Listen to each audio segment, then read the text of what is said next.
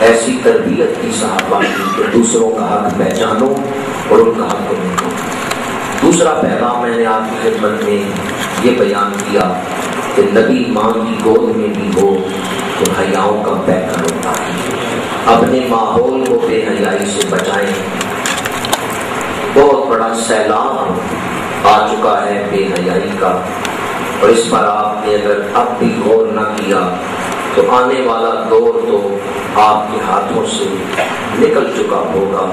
کس قدر شراب نوشی ہو رہی ہے، کس قدر آج معاشرہ بگڑ چکا ہے، یہ محتاج بیان ہے۔ تیسرا درس، آج کل ہم نمود و نمائش میں اس قدر بڑھ چکے ہیں کہ فضول خرچی کو اپنی زندگی کا حصہ بنا لیا ہے، جھوٹے سٹیٹس کو قائم کرنے کے لیے۔ امام الانبیاء کی سیرت مبارکہ میں ہمیں سادگی نظر آتی ہے۔ سادگی، آج لوگوں کی خواہش ہے کپڑے خوبصورت ہوں۔ آپ مجھے بتائیں 25,000 کا سوٹ آدمی نے پہنا ہوا ہے لیکن اس کی زندگی خوبصورت نہیں تو کپڑوں کی خوبصورتی کا کوئی فائدہ نہیں۔ 4 کروڑ کی کوٹھی بنا ہے، جس نے اس گھر میں رہنا ہے اس کی زندگی خوبصورت نہیں تو گھر کی خوبصورتی کا کوئی فائدہ نہیں۔ 50 لاکھ کی گاڑی خریدی اور جس نے اس گاڑی میں سفر کرنا ہے اس کی زندگی خوبصورت نہیں تو گاڑی کی خوبصورتی کا کوئی فائدہ نہیں۔ بس آج کل لوگ ان 3-4 چیزوں کے لیے مر رہے ہیں، ہلکان ہو رہے ہیں، حلال حرام کو چھوڑ کے بس پیسے اکٹھے کر رہے ہیں۔ کپڑے خوبصورت ہوں، گھر خوبصورت ہو، گاڑیاں خوبصورت ہوں، پر اسلام یہ کہتا ہے کپڑوں کی خوبصورتی، گھروں کی خوبصورتی، گاڑیوں کی خوبصورتی ثانوی حیثیت رکھتی ہے، سب سے پہلے اپنی زندگی کو خوبصورت کرو۔ اگر زندگی خوبصورت ہے تو پھٹی ہوئی قمیص میں بھی بڑی عزت ہے۔ مسلمانوں، ہمارے خلیفہ نے حضرت سیدنا فاروق اعظم عمر بن خطاب نے جب فلسطین کو فتح کیا ہے، بغیر جنگ کیے صرف مذاکرات سے فلسطین کو فتح کیا، اور جب آپ فلسطین میں داخل ہونے کے لیے تشریف لے گئے ہیں فاتحانہ شان کے ساتھ، تو ایک دن پہلے ایک جرنیل آیا، اس نے کہا امیر المومنین آپ کی قمیص پہ 22 پیبند لگے ہوئے ہیں۔ مسلمانوں کا حکمران فاتحانہ شان سے فلسطین میں داخل ہو رہا ہے اور قمیص پہ 22 پیبند لگے ہوئے ہیں۔ جرنیل نے نیا سوٹ پیش کیا، کہا امیر المومنین کل آپ فلسطین میں داخل ہوں تو یہ نیا سوٹ پہن کے ان یہودیوں کو پتا چلے مسلمانوں کے فرما روا کی ٹھاٹ بات کتنی ہے۔ حضرت فاروق اعظم کو غصہ آ گیا، چلال آ گیا، فرمایا یہ نئے کپڑے لے جاؤ، کیا عمر کو تیرے دیے ہوئے کپڑوں سے عزت ملے گی؟ عمر کے لیے وہ عزت کافی ہے جو اللہ اور اس کے رسول نے عطا کی۔ تاریخ نے یہ منظر دیکھا، مسلمانوں کا فرما روا بڑے روب سے داخل ہو رہے پر قمیص پہ پیبند لگی ہوئی۔ یہ پیبند لگی ہوئی قمیص بھی اپنے اندر روب و جلال اور ہیبت جلالت شان کیوں رکھتی ہے؟ اس لیے کہ جس نے یہ پیبند زدہ قمیص پہنی ہوئی ہے اس کی زندگی بڑی خوبصورت ہے۔ آج میں آپ کی خدمت میں یہ التماس کروں گا اپنی زندگی کو خوبصورت بنائیں۔ اور زندگی کیسے خوبصورت ہوتی ہے؟ حضور بڑے سونے، حضور جس زندگی میں حضور کا پیار ہے وہ زندگی بڑی سونی۔ یہ نہ دیکھیں کہ لوگ کس راستے پہ چل رہے ہیں، یہ دیکھیں مدینے والا مجھے کون سا راستہ بتا دیا ہے۔ یہ نہ دیکھیں برادری کس بات میں راضی ہوتی ہے، یہ دیکھیں مدینے والا کیسے راضی ہوتا ہے۔ آج ہماری سوچ یہ ہے لوگ راضی ہوں، دوست راضی ہوں، برادری راضی ہو، یہ کبھی نہیں راضی ہوگی۔ ہاں اللہ اور اس کے رسول کو راضی کرنے کی سوچ اپنا لے، اللہ اور اس کا رسول بھی راضی ہو جائے گا، لوگ بھی راضی ہو جائیں گے۔ داتا صاحب نے لوگوں کو راضی رکھا ہے یا اللہ اور اس کے رسول کو راضی رکھا ہے؟ حضرت شاہ دولہ صاحب نے لوگوں کو راضی رکھنے کے لیے، لوگوں کو راضی کرنے کے لیے زندگی گزاری ہے یا اللہ اور اس کے رسول کو راضی رکھا ہے؟ اگر آپ یہ کہیں برادری راضی ہو جائے، دوست راضی ہو جائے، میں ان کے مطابق اپنے آپ کو ڈھال لوں اور شریعت کی پرواہ نہ کریں تو گناہ بھی خریدیں گے اور لوگ بھی ناراض ہی رہیں گے. اور اگر اللہ اس کے رسول کو راضی کرنے کی فکر اپنا لے, اللہ آپ کو ایسا روب عطا کر دے گا, دنیا بھی راضی ہو جائے گی, رب بھی راضی ہو جائے گا. اللہ اپنے کرم و فضل سے آپ کو ایسی شان عطا کر دے گا, آپ کے لیے وجہ امتیاز بنا دے گا. تقوی کی برکت سے اللہ تعالیٰ آپ کو عزت عطا فرما دے گا. اپنی زندگی کو خوبصورت کریں. امام الانبیاء کی سیرت مبارکہ میں ہمیں سادگی نظر آتی ہے, اور آج ہماری زندگیوں میں جھوٹی ڈھانٹ بانٹ ہے, جھوٹی عزت ہے, اور کئی لوگ اس جھوٹی عزت پر ہی خوش ہیں, جھوٹی خوشیوں پر ہی وہ بڑے راضی ہیں. سچی خوشیوں کا تو ان کے دلوں کو علم نہیں کہ سچی خوشی کسے کہتے ہیں. سیرت مطہرہ کا درس اپنی زندگیوں میں سادگی اپنائیں. حضور ایک روز آرام فرما ہے چٹائی پہ, گرمیوں کی دوپہر ہے اور قمیص مبارک اتار ہے. حضرت فاروق اعظم آئے, حضور اٹھ کے بیٹھے تو حضرت فاروق اعظم رونے لگے. حضور نے فرمایا عمر کیوں رو رہے ہیں؟ یا رسول اللہ کیسر و کسرا تو دنیا کی نعمتوں میں رہے اور اللہ کے حبیب کے جسم پہ چٹائی کے کھردرے نشان پڑ گئے. آپ کی پشت مبارک پہ جو کہ چٹائی کھردری تھی اس کے نشان پڑ گئے. یا رسول اللہ آپ کی پشت پہ کھردری چٹائی کے نشان ہو اور وہ کیسر و کسرا دنیا کے بادشاہ وہ نعمتوں میں ہو. حضور نے مسکرا کے کہا عمر کیا تم اس بات پہ راضی نہیں کہ وہ لوگ دنیا کی عیش و عشرت میں ہوں اور اللہ نے ہمیں آخرت کی سرفرازیاں عطا فرما, آخرت کی نعمتیں عطا فرما. اور ایک روایت میں حضور نے فرمایا ہے میرے صحابی سنو, دنیا میں اس طرح رہو جس طرح کوئی مسافر حالت سفر میں ہوتا ہے, اور اپنی منزل پہ نظر رکھو. آج ہم نے کلیوں کی طرح سامان اٹھایا ہوا ہے. کلیوں کا سامان اپنا نہیں ہوتا, کسی دوسرے کا ہوتا ہے, بس کلی نے اٹھانا ہی ہوتا ہے, اٹھا کے کہیں پہنچانا ہی ہوتا ہے, خود اپنے گھر نہیں لے کے جانا. ہماری حالت بھی یہی ہے, سامان اٹھاؤ کے پھر رہے ہیں, زیور ڈبوں میں باندھی پڑے رہ جائیں گے, زیور بنوانے والیاں بغیر زیور کے مٹی میں جاتے ہیں, 3 پیس سوٹ الماریوں میں لٹکے رہ جائیں گے, اور 3 پیس سوٹ بنوانے والے بس کفن کا کپڑا لپیٹ کے مٹی میں جا لیتے ہیں. یہ کوٹھیاں, یہ مکان, یہ جائیدادیں ہماری نہیں, یہ تو وارثوں کی ہیں جن کے لیے ہم چھوڑ کے جائیں گے. کبھی یہ بھی سوچا ہے ساتھ کیا لے کے جاؤں. آپ نے یہاں گجرات سے لاہور جانا ہو تو خالی جیب نہیں جاتے, جیب میں کچھ کرایا لے کے جاتے. کبھی کسی نے ایسا سوچا ہے کہ گھر سے کراچی جا رہا ہو اور خالی ہاتھ نکل جائے اور کہے جیب میں پیسے نہیں, کوئی بات نہیں, میں خالی ہاتھ ہی کراچی پھر کے آ جاؤں. آپ جیب میں پرس چیک کرتے ہیں, پیسے لے کے جاتے ہیں کہ راستے میں زیادہ راہ کی ضرورت ہے. گجرات سے کراچی کا سفر آپ خالی ہاتھ نہیں کرتے, قبر و حشر کا سفر یوں ہی خالی ہاتھ شروع کرتے ہیں. قبر و حشر کے سفر کے لیے آپ کو کسی زیادہ راہ کی ضرورت نہیں. اپنی زندگیوں میں سادگی پیدا کریں, اور اس کے لیے میں ایک بڑی آسان مثال آپ کو دے رہا ہوں. ایک پروفیسر صاحب جدے میں رہتے تھے, وہاں پاکستانی کالج میں پڑھاتے تھے. انہوں نے ایک مضمون لکھا فکر آخرت. کہتے ہیں میں رات کے وقت اپنے کمرے میں بیٹھا فکر آخرت پہ سوچ رہا تھا کہ مضمون لکھوں. میرا ملازم آیا, آپ جانتے ہیں جدے میں گرمی کا کیا حال ہے.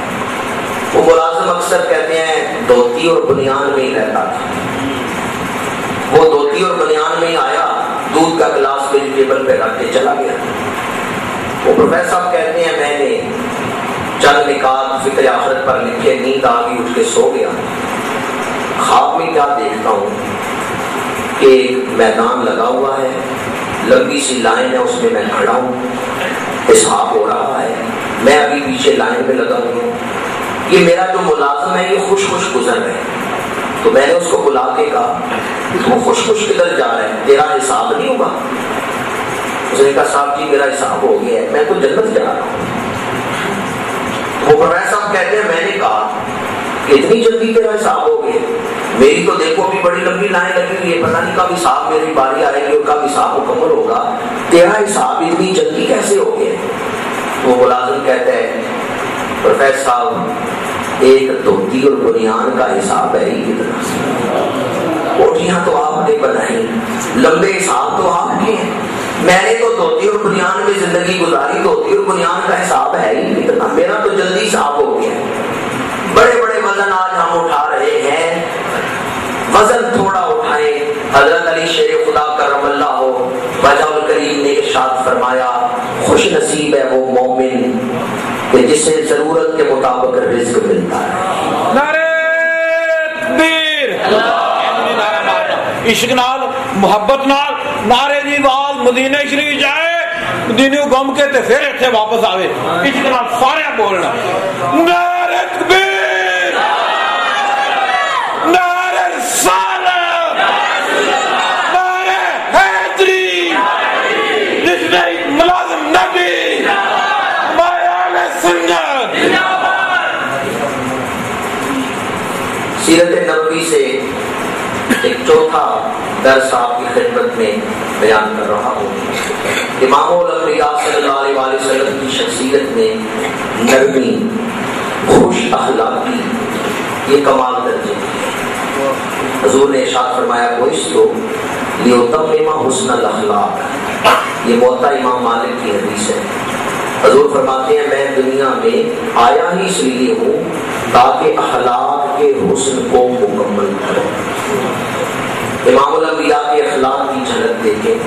حضور ایک گلی سے گزر رہے ہیں، ایک کافرہ عورت مکان کے چھت پہ کھڑی ہے، وہ کوڑا پہن، دوش مبارک پہ کوڑا گرا اور اللہ کے رسول مسکرا کے گزرے۔ دوسرے دن پھر اس گلی سے گزرے، کافرہ عورت پھر کوڑا لے کے کھڑی ہے، اس نے پھر حضور پہ کوڑا پھینکا، حضور پھر گزر گئے۔ حضور روز اس راستے سے گزرتے ہیں، وہ عورت روز حضور پہ کوڑا پھینکتی ہے، اللہ کے رسول نے کبھی اسے جواب نہیں دیا۔ شارحین حدیث نے یہاں ایک بڑا خوبصورت نقطہ لکھا ہے، جب چوتھے پانچویں دن یہ بات ظاہر ہو گئی کہ اس راستے میں کافرہ عورت ہے جو کوڑا پھینکتی ہے، تو اللہ کے رسول کو چاہیے تھا اپنا راستہ ہی بدل لیتے، پر حضور نے بھی اپنا راستہ بدلا، حضور بھی اسی راستے سے گزرے۔ یا رسول اللہ وہ کافرہ عورت بات نہیں آتی کوڑا پھینکتی ہے تو آپ بھی اپنا راستہ بدل لیں، پر حضور بھی اسی راستے سے گزر رہے ہیں۔ شارحین لکھتے ہیں وجہ کیا ہے حضور نے اپنا راستہ کیوں نہیں بدلا؟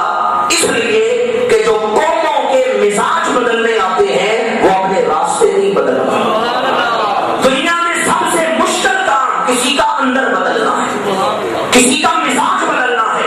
آپ کوشش تو کر کے دیکھیں کسی بے نمازی کو نمازی بنانے کی، آپ کو پتا چلے کہ کتنا مشکل کام ہے کسی کا مزاج بدلنا، اور اللہ کے رسول نے کسی ایک شخص کا مزاج نہیں بدلا، ایک قوم کا مزاج نہیں بدلا، حضور نے تو قوموں کے مزاج بدل کے رکھا۔ خود نہ تھے جو راہ پر اوروں کے ہاتھی بن گئے، کیا نظر تھی جس نے مردوں کو مسیحا کر دیا۔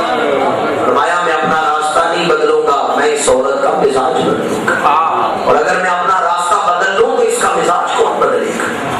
استقامت، استقامت۔ امام الانبیاء اسی گلی سے گزر گئے، کافرہ عورت نے کوڑا نہیں پھینکا، حضور رک گئے، دروازے پہ دستک کی، صاحب خانہ آیا، حضور نے فرمایا وہ عورت جو روز کوڑا پھینکتی تھی آج اس نے کوڑا نہیں پھینکا، عرض کیا گیا بیمار ہے، حضور نے فرمایا میں اس کی عیادت کرنا چاہتا ہوں۔ حضور اندر تشریف لے گئے، اس کافرہ عورت نے دیکھا اللہ کے رسول آ رہے ہیں، اس نے نبی کو اپنے جیسا بشر سمجھا، اس نے کہا ہم لوگوں سے بدلے لیتے ہیں یہ بھی آج بدلہ لینے آئے، اس نے حضور کو اپنے جیسا سمجھا، اور حضور کچھ دیر تشریف فرما ہوئے، عیادت کی، اٹھ کے جانے لگے، وہ کافرہ عورت حیران ہوئی، میرا خیال تھا یہ بدلہ لینے آئے ہیں اور یہ تو عیادت کر کے جا رہے ہیں، رہ نہ سکی، پوچھتے ہیں کیوں تشریف لائے تھے، کیوں آئے تھے؟ حضور نے فرمایا تیری عیادت کرنے، کہتی ہے بدلہ لینے نہیں آئے، حضور نے فرمایا میں دنیا میں بدلے لینے نہیں آیا۔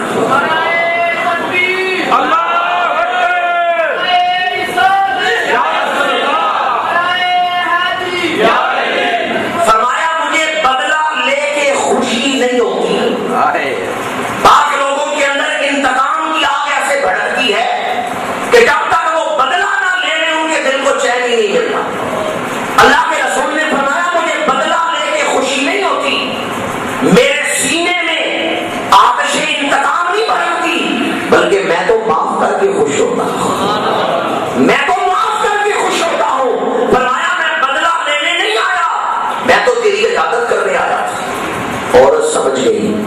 اتنی وسعت معاف جھاتی ہو سکتی ہے تو اللہ کے رسول کی ہو سکتی ہے، اتنا حوصلہ ہو سکتا ہے تو اللہ کے رسول کا ہو سکتا ہے۔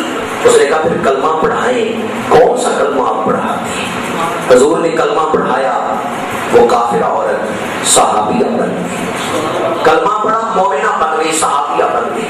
شارحین حدیث نے یہاں ایک بڑا خوبصورت نقطہ لکھا ہے، جب تک اس عورت نے حضور کو اپنے جیسا بشر سمجھا ہے، کافرہ رہی ہے، اور جب نبی کو بے مثال مانا ہے، کلمہ پڑھ کے مسلمان ہو گئی۔ نبی کو محض اپنے جیسا بشر کہنا شیوائے کفر ہے، اور نبی کو بے مثال ماننا یہ باعث ایمان ہے۔ اسی لیے حضرت لکھتے ہیں سب سے اولا و اعلیٰ، وہ یہ نہ سمجھے ہم حضور کو بشر نہیں مانتے، ہم مانتے ہیں حضور بشر ہیں، حضور پر بشریت کا اطلاق ہوتا ہے، پر حضور ہمارے جیسے بشر نہیں۔ ہماری بشریت میں خیر اور شر دونوں ہیں، حضور کی بشریت میں خیر ہی خیر ہے، شر۔ جب دوستی بولے ہیں کوئی مانتا ہے حضور کی بشریت میں شر ہے؟ معاذ اللہ سبحان معاذ اللہ، اگر کوئی یہ کہے کہ حضور ہمارے جیسے بشر ہیں تو بھائی ہماری بشریت میں تو بھلائی بھی ہے برائی بھی ہے، ہمارے اندر خیر بھی ہے شر بھی ہے۔ اگر کہتے ہو حضور ہمارے جیسے بشر ہیں تو معاذ اللہ حضور میں شر کو مان رہے ہو، تمہارے تو ایمان کا ہی جنازہ نکل جائے گا۔ اگر اللہ کے رسول میں شر کو بیان کرو گے، حضور کی بشریت میں خیر ہی خیر ہے، اور حضور کی بشریت فرشتوں سے افضل و اعلیٰ ہے، فرشتوں کی نورانیت کا وہ مقام نہیں ہے تو حضور کی بشریت کا مقام ہے۔ خلق سے اولیاء، اولیاء سے رسول، اور رسولوں سے اعلیٰ، اور رسولوں سے اعلیٰ۔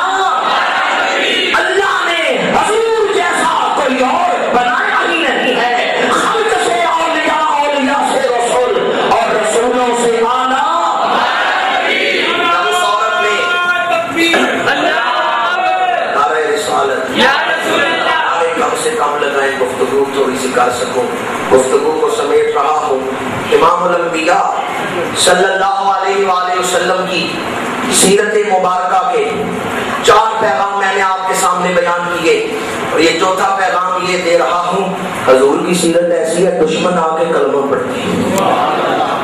آج ہماری سیرت ایسی ہے بھائی دشمن بن رہے ہیں، کتنے گھروں میں جا کے دیکھیں سگے بھائی لڑ رہے ہیں۔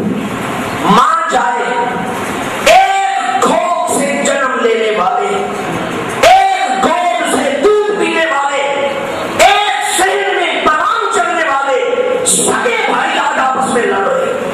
حضور کی سیرت تو ایسی ہے دشمن آ کے غلام بنتے ہیں۔ ابو جہل کا بیٹا اکرمہ آیا ہے رسول اللہ کا غلام بننے، جس کی تلوار ہمیشہ اسلام کے خلاف اٹھتی رہی ہے، فتح مکہ کے موقع پر آیا ہے سر جھکا کے حضور کا غلام بننے۔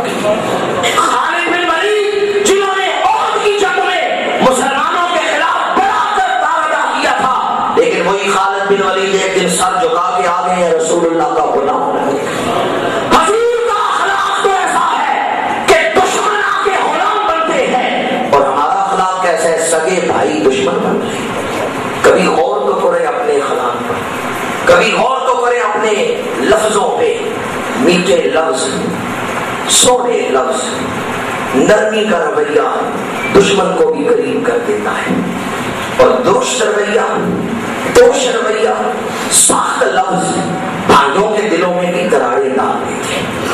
جو آپ کا بھائی ہے وہ بھی تو سینے میں دل رکھتا ہے، یہ نہ سمجھے بس میرا بھائی ہے ہر طرح کی بات برداشت کر لے گا، نہیں، دیکھیں اس کا دل نہ ٹوٹے، اچھے لفظ بولے کہ اچھے لفظوں سے اس کا دل آپ کے قریب آئے۔ حضور نے تعریف قلوب فرمائی ہے، حضور دلوں کو ایک دوسرے کے قریب کرتے ہیں۔